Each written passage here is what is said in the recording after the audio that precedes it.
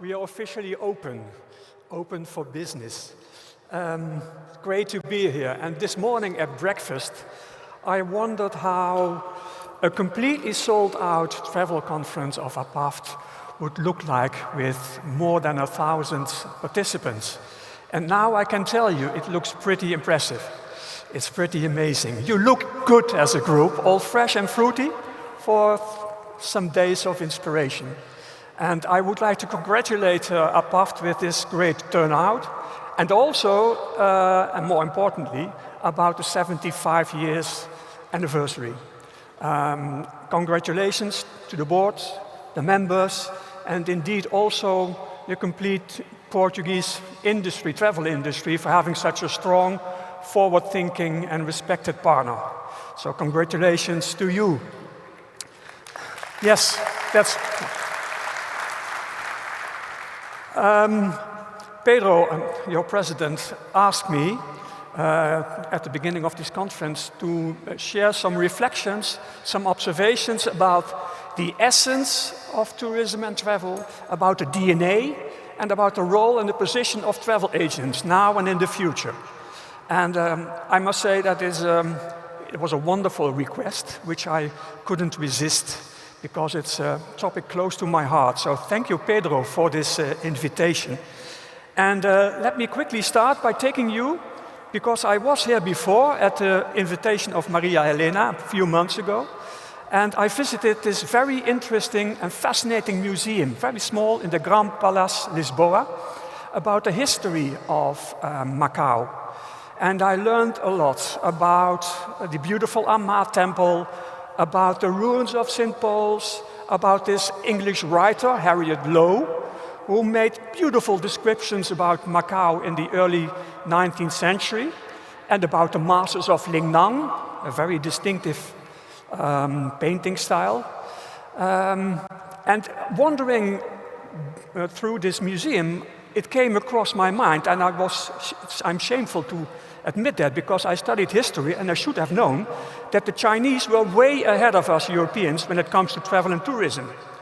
And many Chinese philosophers and writers wrote about tourism and travel at that time. For instance, Confucius, he once said that it's better to travel 1 mile than to read 1,000 books.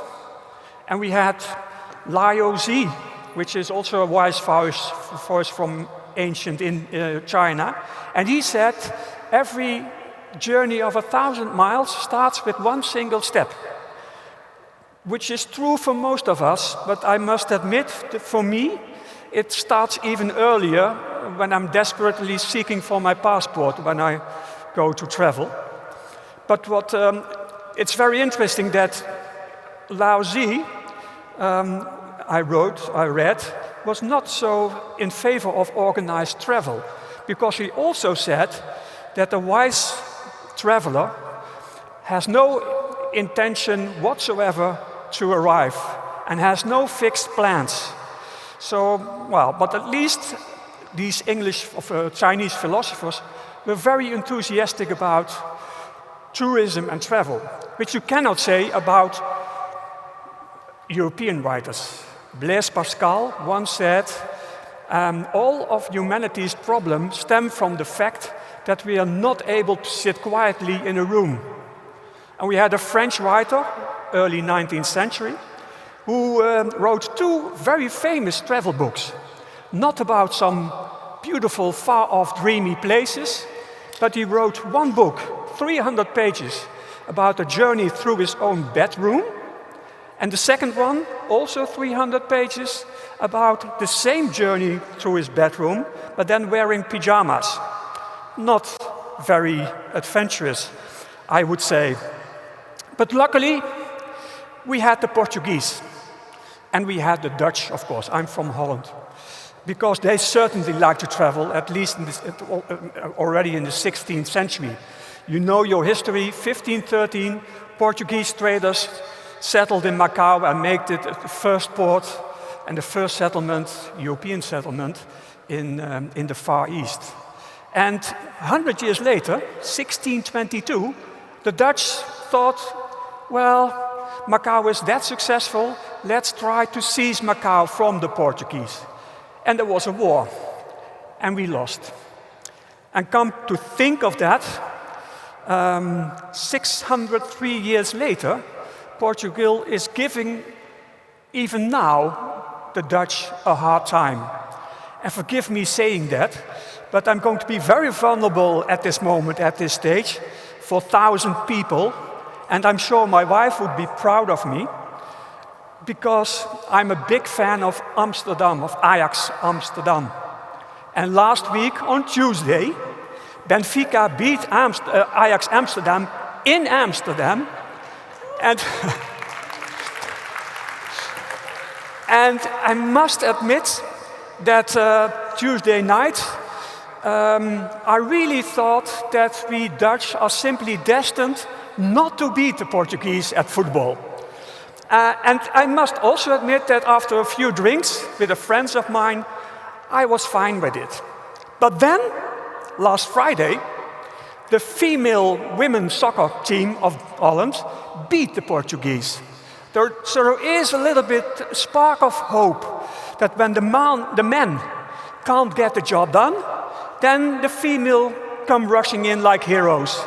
And this is, and so I think that the women in general are our new secret weapon, and that's a nice thought even outside the context of football. Really glad to be here. And I don't know what your state of mind is when you are traveling. I feel every once in a while a bit philosophical. Because if you spend time in a region like this, different culture, different lifestyles, it triggers my inner philosopher. And it did already again when I was in Macau a few months ago and even yesterday. Because of some wonderful encounters and conversations I had with Chinese people.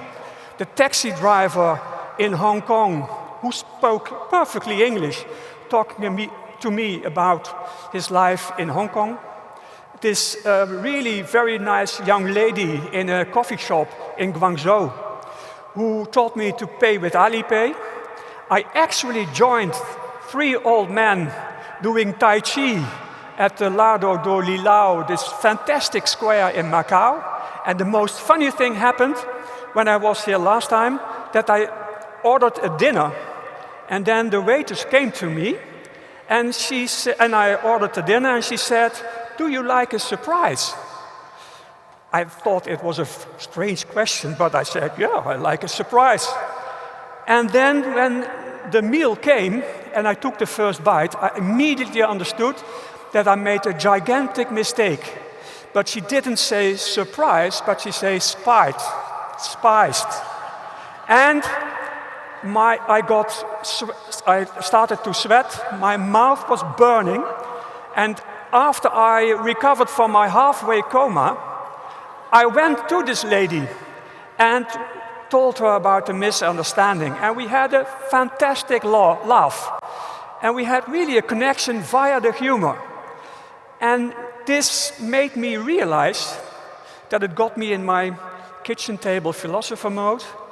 And I thought that is also what colors my my experiences in Macau. Because it's also about traveling and tourism, is also about not only lying on the beach, visiting new sites and visiting new venues, but also deep down inside, it's also about meeting our neighbors that live on the other side of the world and see how they live, connect with them. I think that leaving for a holiday and even a business trip does not only mean leaving home, but it also means leaving your frame of reference.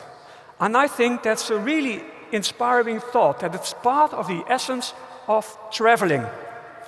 And I think it's important to realize that. And when you talk about inspiring and about the essence of traveling, I always think of 2 people. The one is Mark Twain. He once said, travel is fatal to bigotry, prejudice, and narrow-mindedness. And the other one is, I think, spot on if you look at what's happening in diverse countries, from Alexander von Humboldt, also a scientist and explorer. And he once said, the most dangerous worldview comes from people who never viewed the world. And what all these quotes say is that tourism and travel, it enriches you as a person. It leads to self-insights. It leads to connecting cultures. It leads to wonder, intuition, creativity, and also an open mind. An open mind indeed, because when you travel, you start to see that you are actually a part of something bigger. You start traveling around, meeting different lifestyle, and suddenly you realize that your own little world is not the only world that matters. And that's also, I think, an interesting thought. Traveling opens your eyes. It constantly challenges you to shift perspectives. And whereas we live in a time where we are often encouraged by social media, for instance, to really focus on ourselves. I don't know how about you, but in Holland, if you look at television or meet people, there are so many people who think they themselves are the center of their universe, which is stupid. Traveling teaches you to look outside yourself, outward, to listen, to learn, to understand others. And I think it's a big exercise in, you could say, curiosity and empathy. And that's exactly the mindset, and I hope I don't sound too philosophical, but that's also what we need to make the world just a little bit a better place.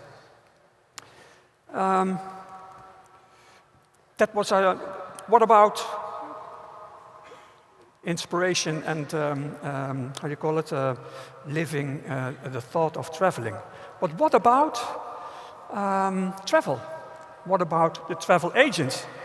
And what about the future of travel agents? Because not so long ago, headlines were saying that travel agents would disappear, like the dodo or the dinosaur. But look at us, we are still here, and we're not only still here, we are really alive and kicking. Alive and kicking, and very relevant in our role as, I would say, architects of unforgettable experiences. Because that is what you are, that is how I see you. You're not selling destinations, deep down inside, but you're designing meaningful experiences. That is what you do.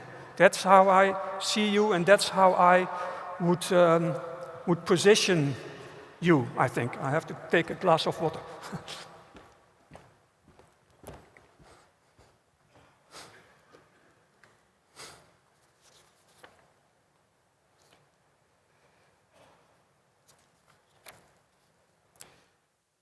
I think that looking at the modern role of travel agents, it would be a serious mistake to describe travel agents as just another sales channel.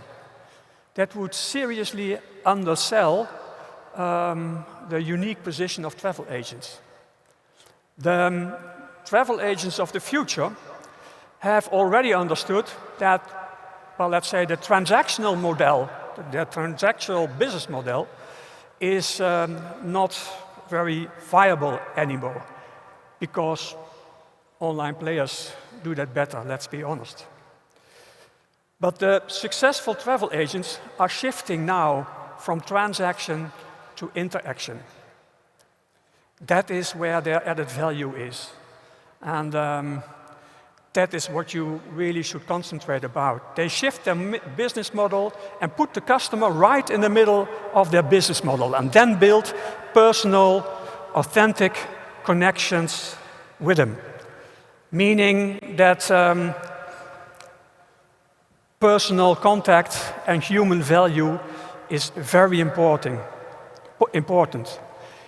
meaning that they see content as just a tool for conversation. That is really important, I think, in how a travel agent will survive. They really are very confident about the future because they understand that their success for the future lies in distinctiveness, lies in human contact and personal touch, even in these digital times. Maybe just because of these digital times. Because I also think that in these digital periods, personal contact is hard to find, but highly appreciated. Sometimes it seems like interacting with a human is becoming a luxury. Travel agents understand that.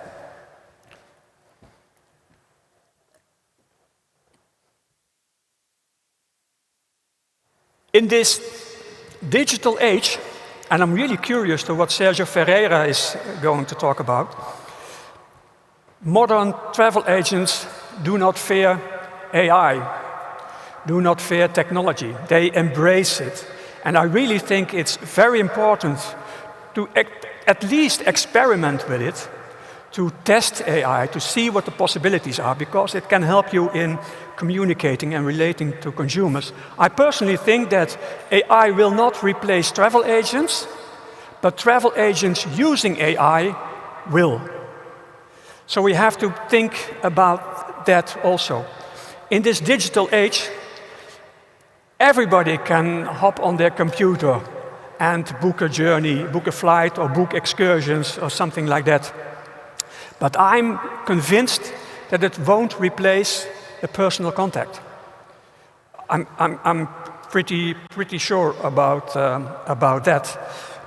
Computers may be able to personalize, but I think travel agents make it truly personal. Because who understands a customer better than the one who looks him straight in the eyes? And isn't it so? I think it is. I'm a little bit older, but I still believe in that. Is that real human empathy always works better than scripted or programmed empathy, I think. But I'm curious what Sergio is going to speak about that. Bottom line is that modern travel agents, they are shifting from or redefining a very important KPI, a key performance indicator.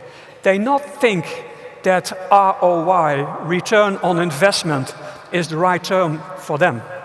For them, ROI means return on involvement. Real successful travel agents, at least for the future, they create real human engagement. For them, it's not B2B or B2C, business to consumer, but for them it's H to H, human to human. Real successful travel agents of the future, they go for the customer connection. And that, ladies and gentlemen, I think is the reason to be in business in the first place. I nearly come to an end of my talk. I just talked about the essence of tourism and the place and the role of travel agents. And in the hustle and bustle in our daily life, we are so busy that sometimes we tend to forget how beautiful the true essence of our work, of our jobs as travel industry is. It goes much further than selling trips. Tourism matters, not only because we are a big industry, not only because 1 in 9 persons have a job in the world that is related to travel and tourism, not only because we have 10% of our global GDP related to tourism, but also because of this positive impact of tourism, because of the big soft power tourism is. And we shouldn't be too modest about that. So we should, and I am also talking to myself as president of ECTAA, this umbrella association of 80,000 tour operators and travel agents in Europe. but we shouldn't be too modest about it. We have to be stressing the fact that travel matters for people. We have to keep expressing our firm belief that we can move things in society, that we can make a difference by our activities and the role that we have in society. I think we also at European level, we should more and more stress that travel and tourism are key drivers of social, economical and sustainable developments. That's what we are fighting for, that's what APAVT is fighting for, and I think that will be the task for APAVT in the next 75 years. Thank you for listening to me, and I wish you an inspiring conference, and already, it's a little bit early, but already a fantastic 2026. Thank you.